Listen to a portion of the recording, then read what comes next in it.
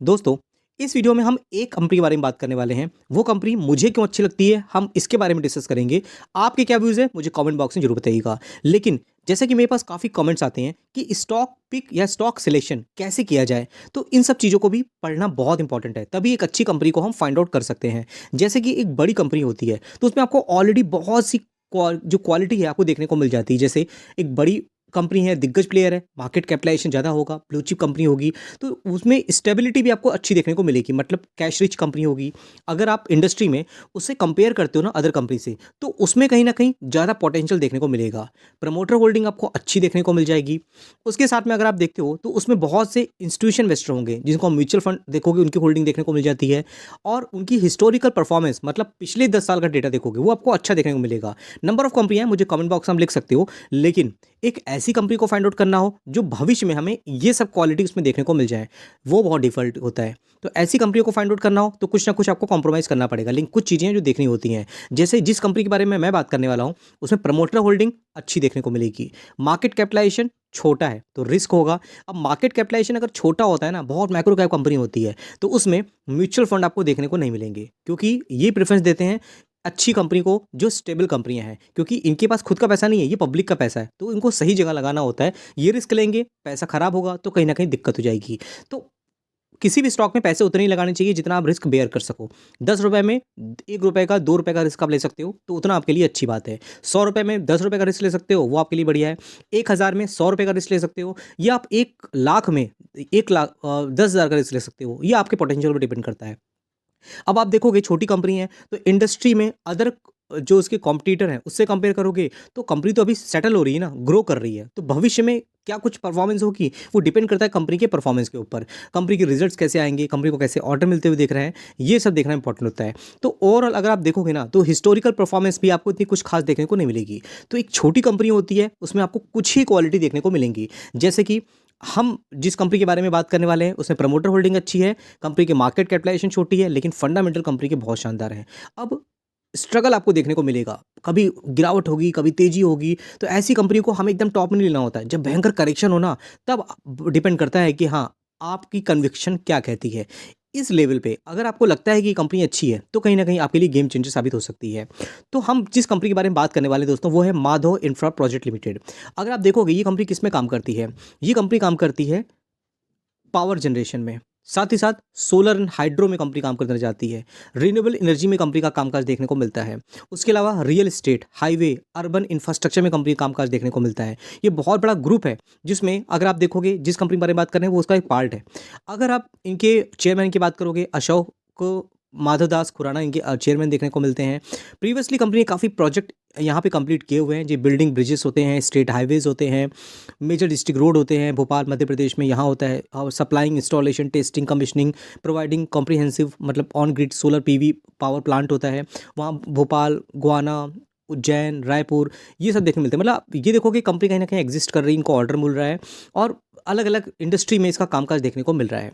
ये सब दिखाना इंपॉर्टेंट क्यों है, क्योंकि सिर्फ नाम देख करके, प्राइस देख करके अगर आप आगे बढ़ जाओगे ना, तो कहीं ना कहीं आप धोखा खा जाओगे। फिर आप कहोगे अरे आपने मुझे बताया था, मैंने यहाँ पे ले लिया, फिर आप गिर गया, स्टॉक में बर्बाद हो गया। ऐसा कुछ नहीं करना, आपको अपनी कन्विक्शन के हिसाब से डिसीजन लेना है।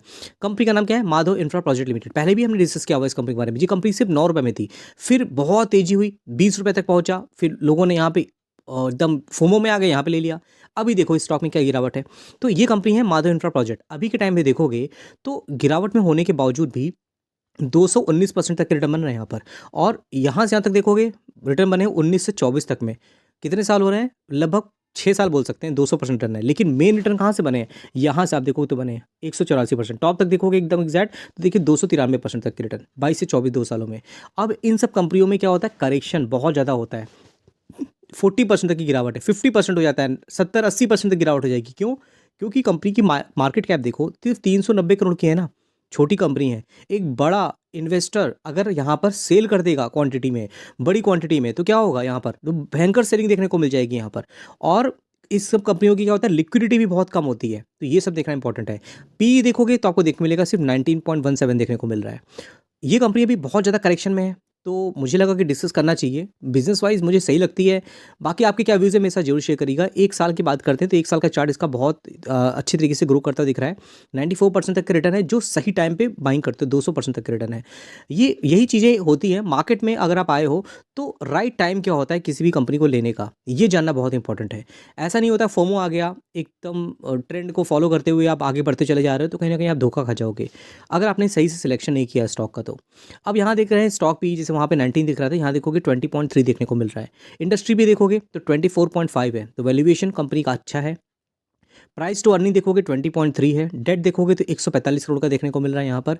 और पी ई जी रेशियो देखोगे तो 0.46 है। यहाँ देखोगे return on equity, return capital employed की बात करें तो 12.3 और 10.6 देखने को मिल रहे हैं। अब जैसे मैंने आपको बताया था कि कंपनी का वैल्यूएशन के हिसाब से अच्छा है, इंडस्ट्री पी के अकॉर्डिंग। मार्केट कैपिटलाइजेशन कंपनी की छोटी है, लेकिन कहीं ना कहीं जो कॉन्फिडेंस आता है प्रमोटर होल्डिंग देखोगे आप तो 68.81% की होल्डिंग प्रमोटर ने बना के रखी हुई है अपनी। वहीं पब्लिक होल्डिंग आप देखोगे 31.18% की देखने को मिल जाती है। और यहाँ आप देखोगे इनके प्रमोटर तो आपको देखोगे अशोक माधव दास खुराना। ऐसी बहुत सी रिन्यूएबल एनर्जी कंपनियां हैं, वहाँ पे भी आपको इनकी होल्डिंग देखने को मिल जाएगी। पहले मैंने एक वीडियो में डिस्कस किया था, आप मुझे कमेंट बॉक्स में लिखोगे तो मैं इसको डिस्कस करूँगा। बहुत ही एक नॉन रिन्यूएबल एनर्जी की कंपनी है सोलर में, वहाँ पे देखोगे इनके स्टेक अच्छे खासे देखने को मिल जाते हैं।